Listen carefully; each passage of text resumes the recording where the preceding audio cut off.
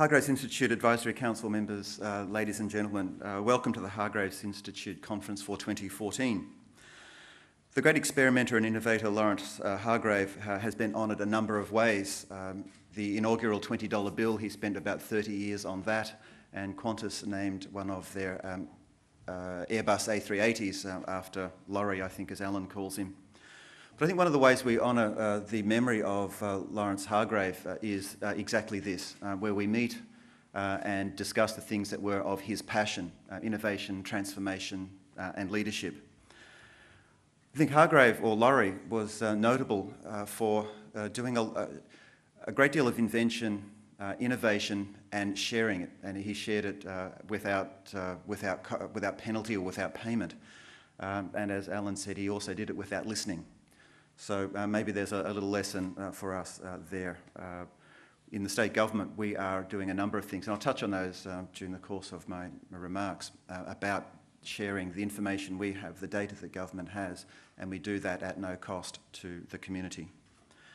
As Alan said, I'm a Deputy Secretary of Innovation and a number of other things in the state government of Victoria, and I'm also the Chief Technology Advocate.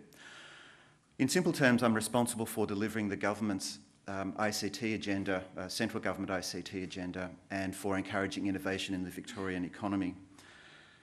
In doing this role, I constantly seek counsel of others, almost the opposite of this Hargraves not listening, but we have an advisory council on IT which comprises a number of government and non-government IT specialists, and I get around as much as I can in the community of ideas looking for the next things that the Victorian government can do to better innovation in the Victorian economy. Very pleased and honoured to have the opportunity to open this conference. And firstly, I'd like to say that, amongst other things, the Victorian government is strongly supportive and strongly committed to investment in innovation. And this holds true of governments of both persuasions, and it holds true over the last 2 decades. Previous governments have been very strongly supportive of the innovation agenda, which is why we have well-competitive research and medical facilities here in Victoria, and why we have a very strong reputation as a leading innovator in the ICT sector. Across Victoria, there are 9 research universities, 13 medical research institutions, a number of government research departments, and over 40 private sector contract research organisations. Melbourne is also the natural headquarters for the Australian Healthcare Precinct, having a long-term government support. Government has, over the last 12 years, provided $13 billion of investment into the health sector. Melbourne attracts around about 45% of the National Health and Medical Research Council funding. It's home to the universities of Melbourne and Monash, representing 2 of the top 20 biomedical research institutions globally. We join London and Boston as the only other cities that have 2 universities in the top 20. We are in great company here with the investment that we have made at the government level and that we have with the researchers and people involved in both of those institutions. We also have CSL Limited, one of the 5 top biotechnology companies globally, as measured by revenue, headquartered in Melbourne. And Melbourne is also headquartered to a number of private health insurers and a number of other bodies committed to the health sector reform. Melbourne's health precinct is divided into 2 campuses. And I'll talk a little bit about both. The Parkville campus is home to a great many researchers, thousands of researchers centred around the University of Melbourne, but it also has clinicians and others in a 1 square kilometre area, comprising 46 facilities in health, medical and biotechnology research. Parkville is an obvious location because of its proximity to large teaching hospitals, the University of Melbourne, Victorian Comprehensive Cancer Centre, medical research capability and several other institutions, including the nation's largest biotechnology supercomputer.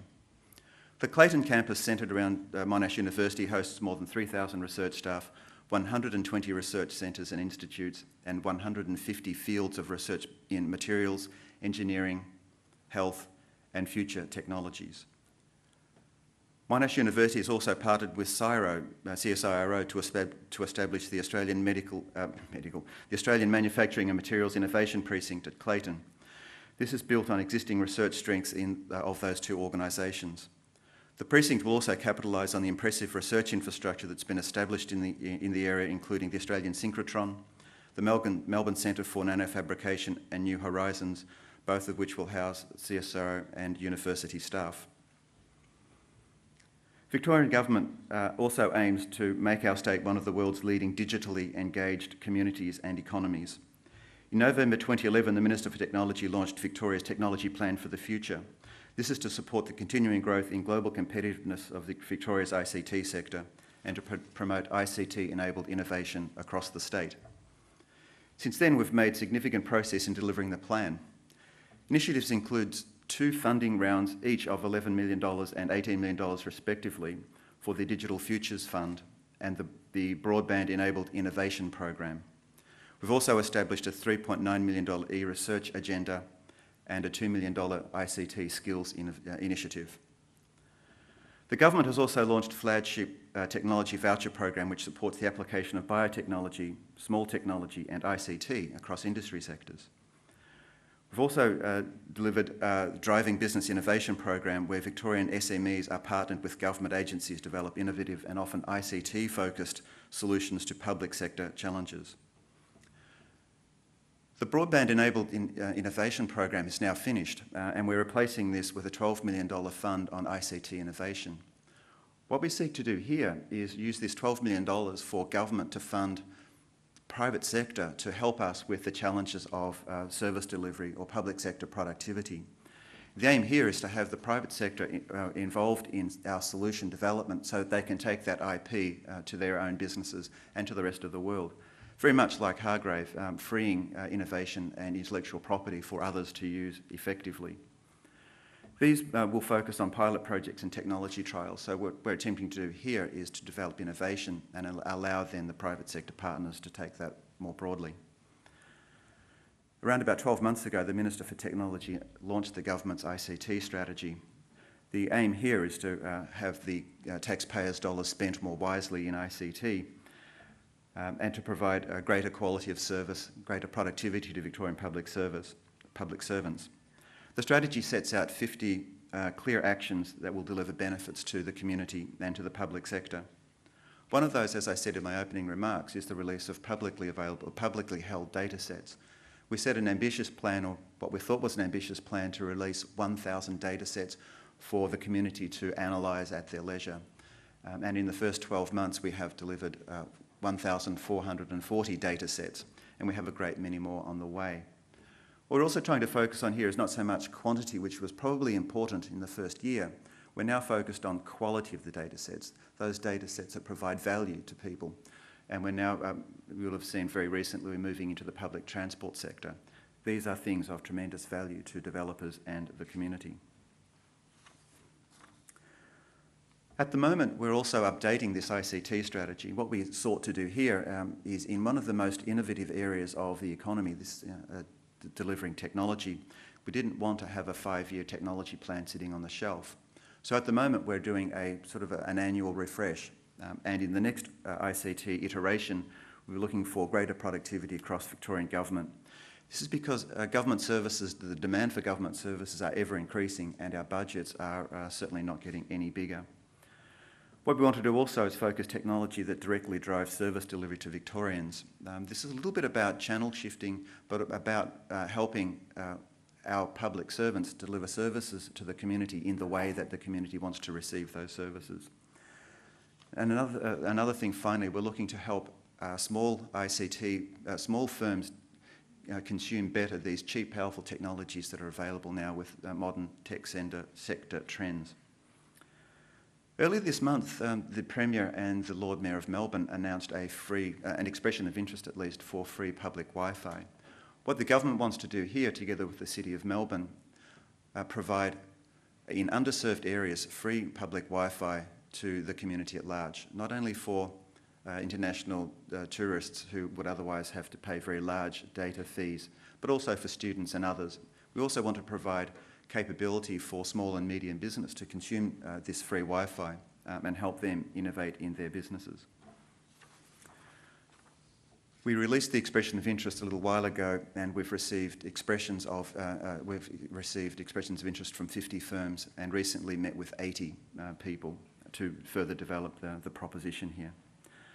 One of the things we want to do is to provide this service free at the point of use, but we want to do it at no cost to government, and most of our effort is in exploring commercial models that enable this cheap, powerful technology to be available.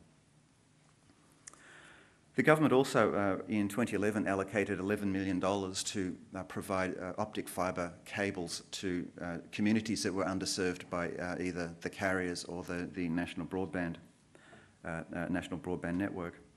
VicTrack, a government state-owned enterprise, was appointed to construct optic fibre cable as part of that between Geelong and Warrnambool. Through that, we're seeing South West TAFE able to link to very high data speeds back into the rest of the post-secondary institutions.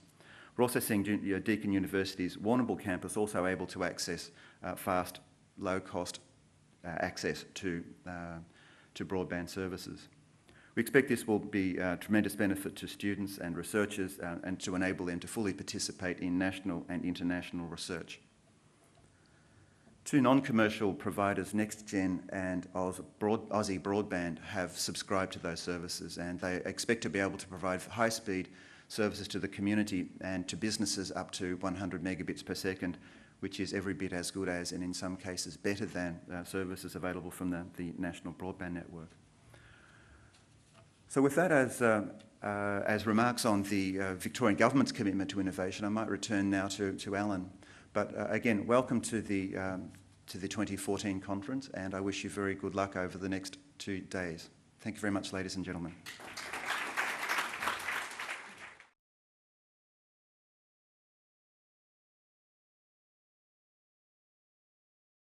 Hargraves doesn't exist without the support of our members helping. And as people say to me, I'm very good at asking for volunteers to do things which is sort of a request and sort of an order all at the same time. And so without your support, Hargraves wouldn't be the organisation that it is today. And so we thank everybody that has hosted, everybody that has spoken and everybody that has attended. I think last year we did something like 80 or 90 events nationally. And so without you guys, I think I learnt very early on in my career that everybody is smart in their own right, everybody is an expert in their own right, and I recognise that everybody in this room is probably very smart and an expert in their own businesses. You're just not as smart as everybody.